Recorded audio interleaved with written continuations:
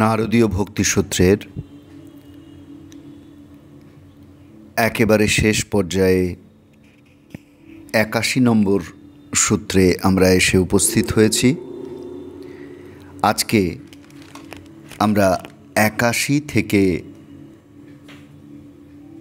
পরপর মোট ৪টি সূত্র আলোচনা করে নারদীয় ভক্তিসূত্র এই শাস্ত্র গ্রন্থের যে অনুধ্যানে আমরা প্রতি রবিবার একটি করে ভিডিও আমাদের আরাইজ অ্যাওয়েক ওঠো জাগো চ্যানেলে আপলোড করতাম, সেই প্রচেষ্টায় ইতি টানব।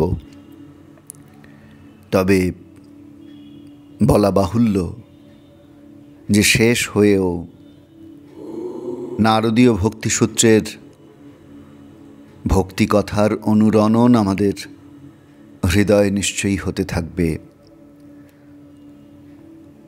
ভক্তি লাভের পথে আমরা কতটুকু অগ্রসর হলাম, প্রতিনিয়ত সেই চিন্তন, সেই আত্মবিশ্লেষণ যেন আমাদের মধ্যে কাজ করে, এইটি প্রার্থনা। ৮১ নম্বর সূত্রে নারদ বলছেন, ত্রিসত্যস্য ভক্তিরেব গরীয়সী ভক্তিরেব গরীয়সী। বলছেন পরম সত্যের প্রতি ভক্তি একমাত্র শ্রেষ্ঠ, একমাত্র এই পরম সত্যের প্রতি ভক্তি শ্রেষ্ঠ। ঈশ্বরই একমাত্র নিত্য সত্য, তিনি নিত্য বর্তমান, তিনি তাই কখনোই অসৎ হতে পারেন না। শাস্ত্রে বলা হচ্ছে সচ্চিদানন্দ, তিনি নিত্য সৎ, অবিনশ্বর, এই তার মহিমা। এতক্ষণ আমরা যে সূত্রগুলি পরপর আলোচনা করেছি সেখানে আমরা দেখেছি যে প্রথমেই পরাভক্তি বা পরম প্রেম, সেটিই যে ভক্তি, সে কথা যেমন দেবর্ষি আমাদের বলেছেন, তেমন সেই পরাভক্তি কিভাবে লাভ করা যেতে পারে সে কথাও তিনি বলেছেন।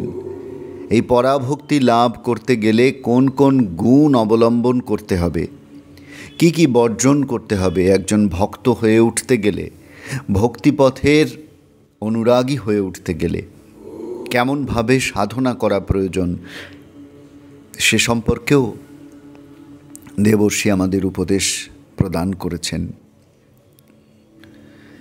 যে সাধনার মধ্যে দিয়ে সেই পরম সত্যকে প্রত্যক্ষ অনুভব করা যায় তার কথা তিনি আমাদের বলেছেন। আমরা উপলব্ধি করতে পেরেছি যে দেবর্ষি বারে বারেই সেই একমাত্র যিনি সত্য, সেই ঈশ্বরের প্রতি আমাদের অনুরাগী হওয়ার আহ্বান জানিয়েছেন। যিনি নিত্য বর্তমান, যিনি অক্ষয় অব্যয়, জগতের অন্য সকল বস্তুই তো ক্ষণস্থায়ী, তিনিই একমাত্র সৎ এবং প্রেমের পাত্র। তার কথা বারবার আমাদের স্মরণ করিয়ে দিয়েছেন দেবর্ষি তার সূত্রগুলির মধ্যে দিয়ে। এখানেও ঠিক সে কথাই যেন তিনি বললেন। শাশ্বত সত্যের প্রতি ভক্তি, সেটি শ্রেষ্ঠ ভক্তি, সে কথাই তিনি এখানে স্মরণ করিয়ে দিলেন। তারপর ৮২ নম্বর সূত্রে বলছেন, গুণ মাহাত্ম্যাসক্তি, রূপাসক্তি, পূজাসক্তি, স্মরণাসক্তি, দাস্যাসক্তি, সখ্যাসক্তি, কান্ত্যাসক্তি, वात्सल्यासक्ति, आत्मनिवेदनासक्ति, तन्मयासक्ति, परम विराहा शक्ति रूपा एकधा अपि एकदशोधा भवति। এই যে ভক্তি, যদিও সেটি একধা, একই প্রকারের, কিন্তু একাদশধা ভবতি, একাদশ প্রকারের হয়। কেমন সেগুলি? সে কথা বলছেন, গুণ মহাত্মা শক্তি। গুণ, ঈশ্বরের গুণ কীর্তনের প্রতি যে আসক্তি, অনুরাগ। ভক্ত কেবল ঈশ্বরের কথা বলতে ভালোবাসেন, তার মাহাত্ম্য কীর্তন করতে ভালোবাসেন। এই মাহাত্ম্য কীর্তনের মাধ্যমেই ভক্তের ভক্তিপথের যাত্রা শুরু হয়। ভগবানের লীলা কথা, ভগবানের মহিমা কীর্তন, তার গুণকীর্তন, তার অবতারের গুণকীর্তন, এইটির প্রতি আসক্তি যত দৃঢ় হয় ততই একজন ভক্ত পরাভক্তির পথে অগ্রসর হন। তারপরেই আসছে রূপাসক্তি, ভগবানের রূপের প্রতি। তিনি কেমন, শুধু তার গুণকীর্তন নয়, তাকে জানবার জন্য হৃদয়ের মধ্যে এক ব্যাকুলতা। তার অনুপম সৌন্দর্যের কাছে ফিকে হয়ে যায় জাগতিক সব সৌন্দর্য। পূজাসক্তি, তারপর বলছেন তাকে নানাভাবে পূজা করা, সেবা করা, তার প্রীতি উৎপাদন করা। স্মরণাশক্তি, তাকে স্মরণ করতে করতে ভক্তের এমন অবস্থা হয় যে স্মরণ না করে থাকতে পারেন না, সর্বদাই হৃদয়ে তার কথা উদ্ভাসিত হতে থাকে। তারপর বলছেন দাস্যাসক্তি, সখ্যাসক্তি, কান্ত্যাসক্তি, বাৎসল্যাসক্তি। দাস্যাসক্তি, তার দাস হওয়ার যে আসক্তি, তার সঙ্গে একটি সম্বন্ধ পাতিয়ে নেওয়া। তার দাস, আমি তার দাস, আমি ভগবান হতে চাই না, আমি ভগবানের দাস হয়ে থাকতে চাই। ভক্তের এই ভাব, ভগবানের থেকে ভক্ত নিজেকে হীন ভাবেন, ছোট ভাবেন। তারপরেই আসে সখ্য ভাবনা। সখ্য ভাবনা কি? যে সাধনায় ভগবানকে তিনি তার সখ্য বলে, সখা বলে মনে করেন, ভগবান যেন তার সমকক্ষ, ভগবান যেন তার বন্ধু। উভয়ের মধ্যে কোনো দূরত্ব থাকে না, সংকোচ থাকে না। তারপর বলছেন কান্তাসক্তি। কান্তাসক্তি, মধুর ভাব। ভক্ত ভগবানের সম্বন্ধের একটি অতি শ্রেষ্ঠ ভাব, কারণ এখানে প্রেমের প্রবল তীব্রতা দেখা যায়। যেখানে ভগবান আমার প্রেমাস্পদ হয়ে ওঠেন, সেই ভালোবাসার কথা এখানে বলছেন। তিনি ভগবানকে সখা রূপে ভালোবাসেন। আবার তারপরে বলছেন বাৎসল্যাসক্তি, তিনি তাকে সন্তান রূপে ভালোবাসেন। যেমন মা যশোদা ভগবান শ্রীকৃষ্ণকে সন্তান রূপে পেতে চেয়েছিলেন, যদিও তিনি জেনেছেন যে আমার সন্তানই সেই পরব্রহ্ম নারায়ণ। তিনি দেহ ধারণ করে এসেছেন কৃষ্ণরূপে, বাল গোপাল রূপে খেলছেন আমার আঙিনায়, কিন্তু তিনি সেই ভাবটি ধারণ করে রাখতে চান না। পরমুহূর্তেই তিনি সেই ভাবকে মন থেকে সরিয়ে দিয়ে তার গোপালের সেবা করেন, তাকে দড়ি দিয়ে বেঁধে রাখেন, মাখন চুরির জন্য তাকে বকাঝকা করেন, আবার তাকে আদর করে কোলে তুলে নেন। বৃন্দাবন লীলায় আমরা দেখি যে গোপ বালকরা শ্রীকৃষ্ণকে নিজেদের থেকে কখনো দূরে সরিয়ে রাখেননি। তার কাঁধেও তারা উঠেছেন, তার উচ্ছিষ্ট খাচ্ছেন। এই রকম ব্যবহার তখনই সম্ভব যখন উভয়ের মধ্যে সহজ আন্তরিক বন্ধুর সম্পর্ক গড়ে ওঠে। ওই যে বললেন কান্তা ভাব। যশোদার মনোভাবের কথাও আমরা বললাম। বাৎসল্য ভাবের সেইটি এক শ্রেষ্ঠ উদাহরণ। আত্মনিবেদনাসক্তি, তন্ময়াসক্তি। আত্মনিবেদন,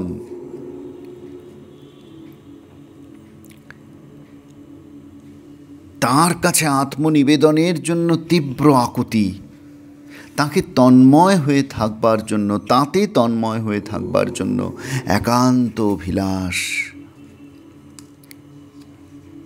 শ্রীরামকৃষ্ণও বলতেন, ভগবানের প্রতি তীব্র ভালোবাসা আনতে হলে তার সঙ্গে যে কোনো একটা সম্বন্ধ তৈরি করতে হয়। ভক্ত ভগবানকে দাসভাবে, বন্ধুভাবে, সন্তানভাবে বা প্রেমাস্পদরূপে ভজনা করবে। আর আছে শান্ত ভাব। এতে তার প্রতি অনুরাগের সঙ্গে যুক্ত থাকে শ্রদ্ধা ও সমীহের ভাব। এতে কোনো ভাবোচ্ছ্বাস থাকে না। সমস্ত প্রবৃত্তিকে সংযত করে স্থির শান্ত মনে ভক্ত নীরবে নিভৃতে ঈশ্বরের চিন্তা করেন, তাকে ধ্যান করেন। এই জন্য একে শান্ত ভাব বলা হয়। মনের সমস্ত প্রবৃত্তি যখন শুদ্ধ হয়, মন তখন একটা নিস্তরঙ্গ সমুদ্রের মতো। এই শান্তভাবেও কিন্তু ঈশ্বরের সঙ্গে একটা দূরত্ব বজায় থাকে।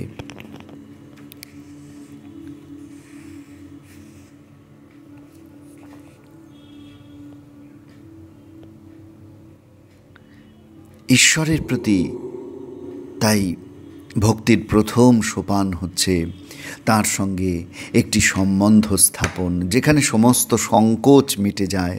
তার সঙ্গে তৈরি হয় এক পরম ভালোবাসার সম্পর্ক। এইটির কথা বলা হচ্ছে। মধুর ভাবের কথা বলা হচ্ছে। বৃন্দাবনে শ্রীকৃষ্ণ এবং শ্রীরাধার মধ্যে যে সম্পর্ক, এই মধুর ভাবের শ্রেষ্ঠ উদাহরণ। কৃষ্ণ প্রেমিক, রাধা প্রেমিকা। তাদের এই ভাব বর্ণনা করা এই জন্য যে এই সম্বন্ধেই প্রেম তীব্রতার উচ্চতম স্তরে পৌঁছতে পারে। ভগবানের প্রতি ভক্তের যে আকর্ষণ কত নিবিড় হওয়া সম্ভব, তা একমাত্র এই মধুর ভাবের সাধনাতেই বোঝা যায়। তারপর বলছেন, পরম বিরাহাসক্তি রূপা। তাকে না পাওয়ার যে দুঃখ অন্তরে, সেই দুঃখ জাগ্রত থাকুক এই বাসনা, এই আসক্তি। ভক্ত তাকে পেয়েও বলতে চান না পেয়েছি, কারণ পেয়ে গেলে যে তাকে অনুসন্ধানের যে প্রবৃত্তি, সেটি যে সমাপ্ত হয়ে যায়। তাকে নিরন্তর না পাওয়ার যে দুঃখ, যে বিরহ, তা যে সর্বদা তাঁর স্মৃতি হৃদয়ে জাগিয়ে রাখে। তাই ভক্ত পেয়েও না পাওয়ার বিরহকে হৃদয়ে জাগিয়ে রাখতে চান। এই রূপে একাদশ প্রকারের যে ভক্তি, তার কথা এই সূত্রটিতে বলা হলো। এরপর ৮৩ নম্বর সূত্রে বলছেন, ইত্যেবং বদন্তি জনজল্প নির্ভয়া একমতাঃ কুমারো ব্যাস শুক শাণ্ডিল্য গর্গ বিষ্ণু কৌণ্ডিন্য শেষধ্ব বারুণী বলি হনুমদ্বিভীষণাদয়ো ভক্ত্যাচার্যঃ। বলছেন, কুমার, ব্যাস, শুক, শাণ্ডিল্য, গর্গ, বিষ্ণু, কৌণ্ডিন্য, শেষোদ্ধব, আরুণী, বলি, হনুমত, বিভীষণ প্রভৃতি ধর্মশিক্ষকগণ যে কথা ঘোষণা করেছেন, সেইটিই আমাদের অনুসরণীয়। লোকে কি বলবে সে মত উপেক্ষা করা প্রয়োজন। দেবর্ষি বলতে চাইছেন যে তিনি কোনো নতুন ভাবধারার প্রবর্তন করেননি। ভক্তিপথে যাঁরা তার পূর্বসূরি, তাঁদের অভিজ্ঞতার পথ ধরেই তিনি চলেছেন। কোনো মতপার্থক্য নেই তাদের সঙ্গে। কয়েকজন বিশিষ্ট ভক্তের নাম উল্লেখ করে তিনি দেখাচ্ছেন যে এরা প্রত্যেকেই নিজেদের জীবনে বিভিন্ন প্রকার ভাবের এক বা একাধিক ভাবে সাধনা করেছেন। তারা কেউ লোকাপেক্ষা করেননি। লোকে কি বলবে সে অপেক্ষায় তারা বসে থাকেননি। কারণ সাধারণ মানুষ এই সাধনার গূঢ় অর্থ সর্বদা অনুভব নাও করতে পারেন, সমালোচনায় মুখর হতে পারেন। তাতে কি? ভক্ত তাতে বিচলিত হন না। লোকে কি মনে করছে সেদিকে ভক্ত দৃষ্টিপাত করেন না, কারণ ভক্ত জানেন তিনি ঠিক পথে চলেছেন, কারণ তার পূর্বসূরীরাও এই পথেই চলেছেন, আর এই পথই তাকে পরম লক্ষ্যে পৌঁছে দেবে। এই দৃঢ় বিশ্বাস ভক্তের মধ্যে রয়েছে, এবং এই দৃঢ় বিশ্বাসে ভক্ত কিন্তু ভগবানের পথে এগিয়ে চলেন। অনেক ব্যক্তি ভক্তি মার্গের কঠোর সমালোচনা করতে পারেন, জ্ঞান মার্গীরা সমালোচনা করতে পারেন, কিন্তু এ ধরনের কঠোর সমালোচনা ভক্তকে কিন্তু তার পথ থেকে ভ্রষ্ট করতে পারে না। শ্রীরামকৃষ্ণ হাততালি দিয়ে যখন ভগবানের নাম করতেন, তখন তার গুরু পরম বৈদান্তিক তোতাপুরী পরিহাস করে বলেছিলেন, রুটি ঠুকছ কেন? দুহাতের তালুতে আটার লেচি নিয়ে ঠুকে ঠুকে রুটি বানাবার পদ্ধতি ছিল। এরকম নাম কীর্তনে যে ঈশ্বর লাভ হয় এ ধারণা তোতাপুরীর তো ছিলই না, বরং তিনি এসব ভাবকে উপহাস করতেন।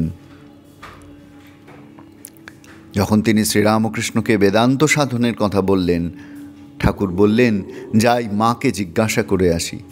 আর তারপর যখন মন্দির থেকে জগন্মাতার অনুমতি নিয়ে ফিরলেন, তখন অবাক বিস্ময়ে তোতাপুরী ভাবলেন, এ আবার কি? বেদান্ত সাধনের এমন উপযোগী আধার, অথচ মনে এমন সংস্কার, বিগ্রহের কাছে অনুমতি আনতে যায়।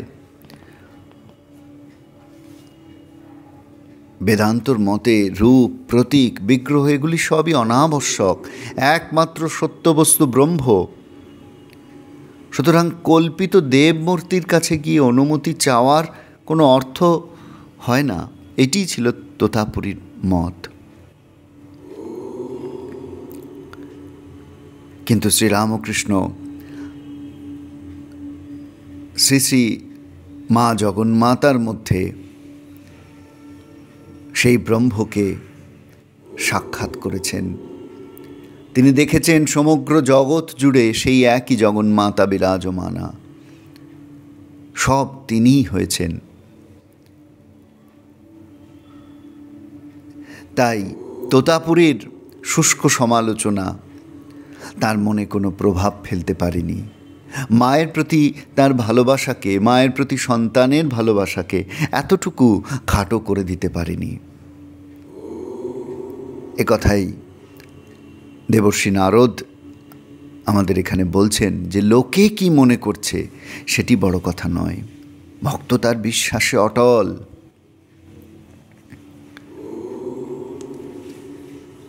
নারদীয় ভক্তিসূত্রের একেবারে শেষ প্রান্তে আমরা এসে উপস্থিত হয়েছি। আর একটি সূত্র মাত্র আলোচনা বাকি রয়েছে।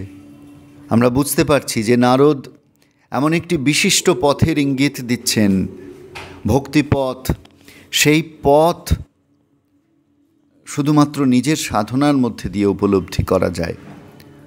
পূর্বসূরীদের কথা তিনি বারবার বলছেন,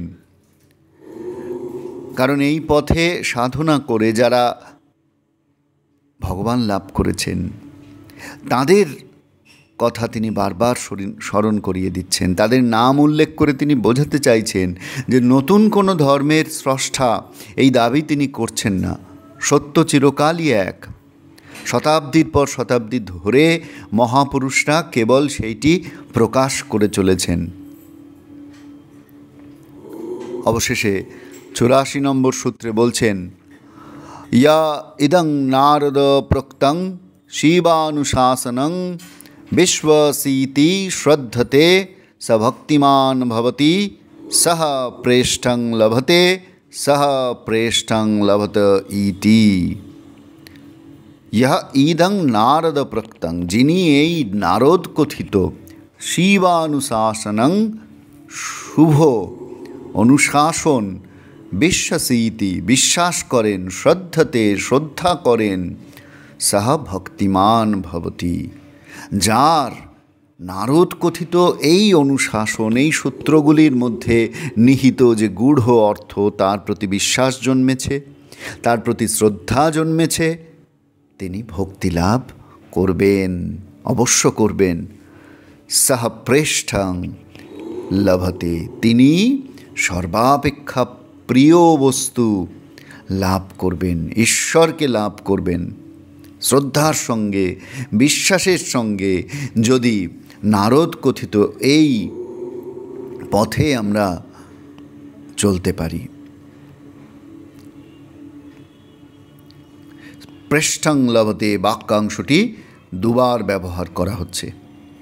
নারদ বলছেন তার এই সৎ এবং শুভ উপদেশে যার শ্রদ্ধা বিশ্বাস আছে তিনি এই ভক্তি লাভ করেন, সর্বশ্রেষ্ঠ বস্তু তিনি প্রাপ্ত হন, জীবনের লক্ষ্যে উপনীত হন। নারদ কোথাও তার পাণ্ডিত্য দেখাচ্ছেন না, প্রতিটি উপদেশ সহজ সরল অনায়াস বোধ্য, আর প্রত্যেকটি উপদেশের মধ্যে ভক্তির পথের কথা বলা আছে।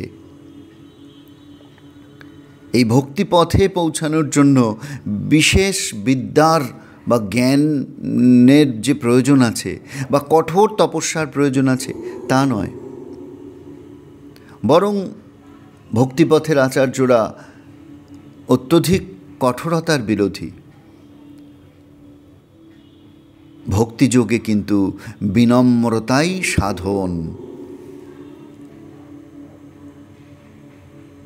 শ্রীরামকৃষ্ণ তাই বলতেন, ছেলে জানে না তার বাবা কত বড় লোক, তবুও সেও বাবাকে ভালোবাসে, বাবাও তাকে ভালোবাসেন।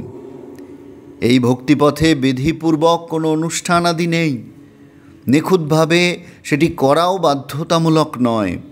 বারবার নারদ বলেছেন, যার সত্য সত্য ভালোবাসার সঞ্চার হয় যার হৃদয়ে, যার অনুরাগ জন্মায় ঈশ্বরে, তার লোকাদি কর্ম, বেদোক্ত কর্মাদি সেগুলি খাটো হয়ে যায়। শ্রীরামকৃষ্ণ উদাহরণ দিচ্ছেন যে ছেলে হয়তো স্পষ্ট করে বাবা উচ্চারণ করতেও পারে না, অস্ফুট দু চারটে শব্দ বলে, কিন্তু বাবা তাতে বোঝেন যে ছেলে বাবাকে খুঁজছেন।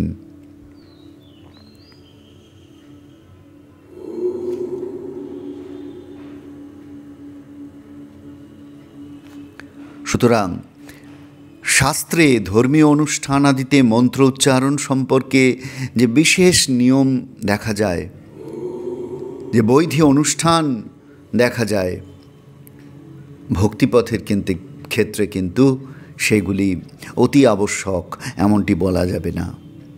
এখানে ভগবানের প্রতি ব্যাকুলতা, আন্তরিকতা, তার সেবা করবার জন্য প্রাণে যে আকুলতা, সেইটি বড় কথা। শ্রীরামকৃষ্ণের জীবনে আমরা এরম বারংবার দেখতে পাই, তিনি যখন জগন্মাতাকে পাওয়ার জন্য ব্যাকুল হয়েছেন, তখন তাকে ডাকবার জন্য তিনি যে বিশেষ কোনো সাধন পদ্ধতি অবলম্বন করেছিলেন তা নয়, কেবল মা মা বলে তাকে ডাকছেন। ব্যাকুলতা বা আরতি তাঁর সম্বল, মাকে দর্শনের জন্য তার হৃদয় যেন ব্যাকুল হয়ে যেত। ভক্তিযোগের অনুষ্ঠানেও ঠিক তাই, নির্দিষ্ট কোনো অনুষ্ঠানের এখানে প্রয়োজন নেই। শ্রীরামকৃষ্ণ নিজের জীবনে তা দেখিয়ে গেলেন। আর ভক্তিযোগে বিদ্যাবত্তা বা পাণ্ডিত্যের স্থানও অত উচ্চে নয়। নারদ স্বয়ং অতি বিদ্বান ছিলেন, পণ্ডিত ছিলেন, কিন্তু ভক্তিসূত্র রচনার সময় নারদ সে পাণ্ডিত্যকে তুলে ধরেননি। তার বক্তব্যের সমর্থনে তিনি অনায়াসেই শাস্ত্র থেকে প্রমাণ দিতে পারতেন, কিন্তু তিনি তা দরকার মনে করেননি। কেন না, ভক্তির সাহায্যে ঈশ্বরীয় পথে এগোনোর জন্য কোনো পাণ্ডিত্যের প্রয়োজন নেই। শ্রীরামকৃষ্ণ তার জীবন দিয়ে এইটি দেখিয়েছেন। তিনি খুব সুন্দর একটি গল্প আমাদের বলছেন, সেইটি আমরা এখানে স্মরণ করতে পারি। বলছেন, ভাগবত ব্যাখ্যাকারী এক মহান পণ্ডিত ছিলেন। তিনি প্রত্যহ এক রাজসভায় ভাগবত ব্যাখ্যা করতেন, আর প্রতিদিন ব্যাখ্যার শেষে রাজাকে জিজ্ঞাসা করতেন, রাজা বুঝেছ? রাজাও রোজ বলতেন, পণ্ডিত আগে তুমি বোঝো। বাড়ি গিয়ে পণ্ডিত রোজ এই কথা ভাবতেন যে রাজা কেন এমন কথা বলে যে তুমি আগে বোঝো, আমি তো নিশ্চয়ই বুঝি, না হলে আমি কেন ভাগবত পাঠ করতে যাই, ব্যাখ্যা করতে যাই। সাধন ভজন করতে করতে করতে করতে ক্রমে ওই পণ্ডিতের চৈতন্য হলো। তিনি দেখলেন হরিপাদপদ্মই সার, আর সব মিথ্যা। সংসারে বিরক্ত হয়ে তিনি বেরিয়ে গেলেন। কেবল একজনকে পাঠিয়ে রাজাকে বলে পাঠালেন, রাজা, এইবার বুঝেছি। এই কাহিনীর তাৎপর্য এই যে কেবল বুদ্ধির দ্বারা জানা প্রকৃত জ্ঞান নয়। তাই জন্য নারদ বলেছেন, আমরা পূর্বে সূত্রে আলোচনা করেছি যে ভক্তির জন্য কোনো প্রমাণ প্রয়োজন হয় না। জ্ঞান লাভ করবার জন্য অনুভূতি দ্বারা সেটিকে প্রমাণ করতে হয়, কিন্তু ভক্তি পথে আলাদা করে কোনো প্রমাণের প্রয়োজন হয় না। পণ্ডিত অনেক শ্লোক বলতে পারেন, কিন্তু হৃদয়ে অনুভূতি না থাকলে সেগুলি সবই বৃথা। শ্রীরামকৃষ্ণ বলতেন, পাণ্ডিত্য, শুধু পাণ্ডিত্যে কি হবে? শকুনিও অনেক উঁচুতে ওঠে, কিন্তু নজর ভাগাড়ের দিকে, কোথাও পচা মরা। পণ্ডিত অনেক শ্লোক ফড়র ফড়র করতে পারে, কিন্তু মন কোথায়? যদি হরি পাদপদ্মে থাকে আমি তাকে মানি, যদি কামিনী কাঞ্চনে থাকে তাহলে আমার খড়কুটো বোধ হয়। পাণ্ডিত্য যশ, খ্যাতি, মান, সম্মান এনে দিতে পারে, কিন্তু ঈশ্বরে ভক্তি এনে দিতে পারে না। তাই তার কোনো দাম নেই। ভক্তিযোগের ক্ষেত্রে এইটি আমাদের মনে রাখা প্রয়োজন। সীতা দেবী হনুমানের ভক্তিতে প্রীত হয়ে তাকে নিজের গলার মুক্তোর মালাটি উপহার দেন। হনুমান কি করলেন? সেই মালা কামড়ে মুক্তোগুলো ভেঙে ভেঙে চতুর্দিকে ছুঁড়ে ফেলতে লাগলেন। এই দেখে কেউ কেউ মন্তব্য করল, মুক্তোর মূল্য বানরে কি বুঝবে? এই অমূল্য মুক্তমালা বানরের হাতে পড়ে নষ্ট হলো। তখন একজন হনুমানকেই প্রশ্ন করলো, তুমি মুক্তগুলো ভেঙে ফেলছো, ছুঁড়ে দিচ্ছ, জানো না এ কত দামি জিনিস? হনুমান উত্তর দিলেন, ভেঙে ভেঙে দেখছিলাম যে এই মুক্তগুলির ভিতরে শ্রীরাম আছেন কিনা। তাকে দেখতে পেলাম না বলে এগুলোকে ছুঁড়ে ছুঁড়ে ফেলছি। তখন একজন বললেন যে, তোমার এই যে শরীর, এর মধ্যে কি রাম আছেন? তাহলে দেহটা ফেলে দিচ্ছ না কেন? হনুমান তখন বুক চিরে দেখালেন শ্রীরামচন্দ্র তাঁর হৃদয়ে বসে আছেন, না হলে এই শরীরটাও ফেলে দিতেন। এই হলো প্রকৃত ভক্তের মনোভাব। ঈশ্বর ব্যতীত অন্য কিছুতে তার আকর্ষণ নেই। বাকি জগতের সমস্ত কিছু তার কাছে মূল্যহীন। নারদ আমাদের বারবার সেই কথাটি বুঝিয়েছেন যে কোনো ঐশ্বর্য, কোনো বস্তু দিয়ে ভক্তকে তুষ্ট করা যায় না। সে কোনো কিছুর প্রতি আকর্ষিত নয়। সুখ, দুঃখ, মায়া, মোহ, ইচ্ছা, বাসনা, লাভ, ক্ষতি এই হিসাবে ভক্ত নেই। সে কেবল ভগবানকে জানে। নারদ বলছেন, এই মত যে কেবল তার একার তা নয়, পূর্বাপর আচার্যদেরও এই একই অভিমত। তারপর সমস্ত আলোচনার শেষে তিনি সার কথাটি বলছেন ইহ বিশ্বাসিতি ইহ শ্রদ্ধতে। শ্রদ্ধা, শাস্ত্রের প্রতি শ্রদ্ধা, ভগবানের প্রতি শ্রদ্ধা, গুরুবাক্যের প্রতি শ্রদ্ধা, বিশ্বাস, শাস্ত্রজ্ঞানের প্রতি বিশ্বাস, সহজাত বিশ্বাস, শ্রদ্ধা এবং বিশ্বাস যার আছে তিনি অনুভব করেন ঈশ্বরকে। খুব সুন্দর বলছেন, সহ পৃষ্ঠং লভতে।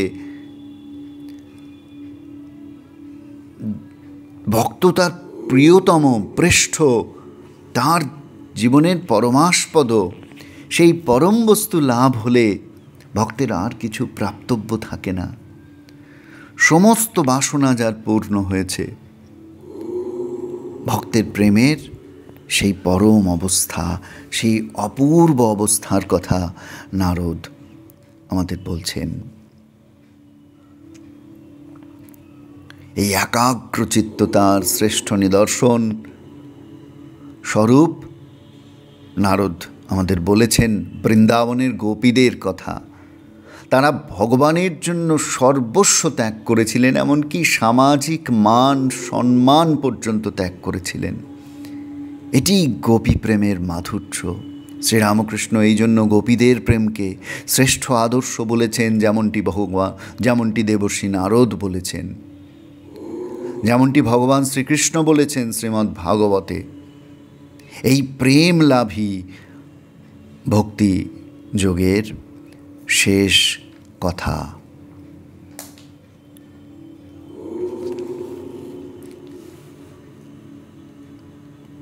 এই সকল নারদের প্রদত্ত এই সকল উপদেশে বিশ্বাস স্থাপন করার অর্থ এই যে এই উপদেশ নিজ জীবনে অনুশীলন করা।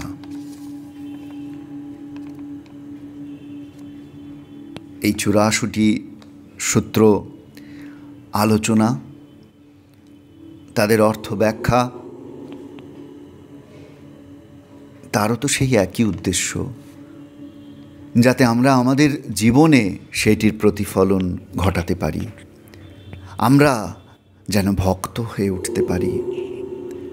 ভক্তের যে লক্ষণগুলি নারদ বলেছেন, প্রতি মুহূর্তের কাজে, প্রতিদিনের কাজে, প্রতি ক্ষণের কাজে একটি ক্ষণার্ধ নষ্ট না করে সেই গুণগুলিকে নিজ জীবনে প্রতিফলিত করা, এই হোক আমাদের জীবনের লক্ষ্য।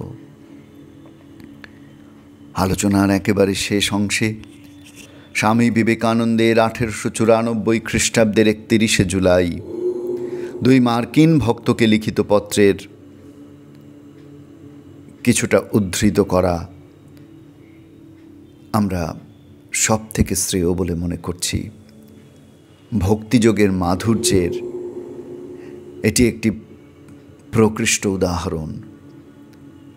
স্বামীজির সেই কথাকে স্মরণ করে ভগবান এবং তার ভক্তদের চরণে সাষ্টাঙ্গ প্রণাম নিবেদন করে ভগবানের কৃপায় আমাদের সকলের মনে সেই ভক্তির সঞ্চার হোক, এই প্রার্থনা করে নারদীয় ভক্তিসূত্রের প্রতিটি সূত্রের মর্মার্থ পরিস্ফুট হোক আমাদের জীবনে, আমাদের চলা ফেরায়, কথাবার্তায়, স্মরণে মননে, এই প্রার্থনা করে, এই নিবেদন করে আমরা আমাদের নারদীয় ভক্তিসূত্রের এই যে পর্বে পর্বে আলোচনা, সেইটি শেষ করব আজকে। স্বামী বিবেকানন্দ লিখছেন, ক্ষীণ ক্ষণিক আলোককে প্রতিদিন ধরো, সেই অসীম সৌন্দর্য, শান্তি ও পবিত্রতাপূর্ণ জগতের আলোক, আধ্যাত্মিক আলোক, তার মধ্যে ডুবে থাকো। অচ্ছিন্ন সূত্রের মতো তোমার আত্মা দিনরাত উঠুক প্রেমাস্পদের পদতলে, যার সিংহাসন পাতা আছে তোমার হৃদয়ে, বাদ বাকি তোমার দেহ ইত্যাদি যা খুশি করুক। জীবন ক্ষণস্থায়ী, দ্রুত সঞ্চারী স্বপ্নবৎ, রূপ যৌবন ম্লান হয়, বলো দিন রাত তুমি আমার পিতা, আমার মাতা, আমার স্বামী, আমার প্রিয়, আমার প্রভু, আমার ঈশ্বর। আমি তোমাকে ছাড়া আর কিছু চাই না, কিছুই না, শুধু তোমাকে চাই। তুমি যে আমাতে রয়েছ, আমি যে তোমাতে। ধন যায়, রূপ বিনষ্ট হয়, জীবন গত হয়, শক্তি পলায়ন করে, কিন্তু চিরকাল থাকেন প্রভু, চিরকাল চিরকাল থাকে প্রেম। দেহযন্ত্রকে পরিপাটি রাখায় যদি গৌরব থাকে, আরও গৌরবজনক দেহের সঙ্গে আত্মাকে যন্ত্রণা ভোগ করতে না দিয়ে তাকে দেহাত্মবোধের ঊর্ধ্বে রাখা, জড়কে আত্মা থেকে পৃথক করে রাখা। তুমি যে জড় নও তার একমাত্র ব্যবহারিক নিদর্শন। ঈশ্বরকে আঁকড়ে থাকো, দেহের আর কোনো বস্তুর কি হলো কে গ্রাহ্য করে। বিপদের প্রচণ্ড ভীতির মধ্যে বলো, আমার ঈশ্বর, আমার প্রিয়, মৃত্যু যন্ত্রণার ভিতর বলো আমার ঈশ্বর আমার প্রিয়। সূর্যের নিচে অর্থাৎ পৃথিবীতে সকল অমঙ্গলের মাঝে বলো আমার ঈশ্বর আমার প্রিয়।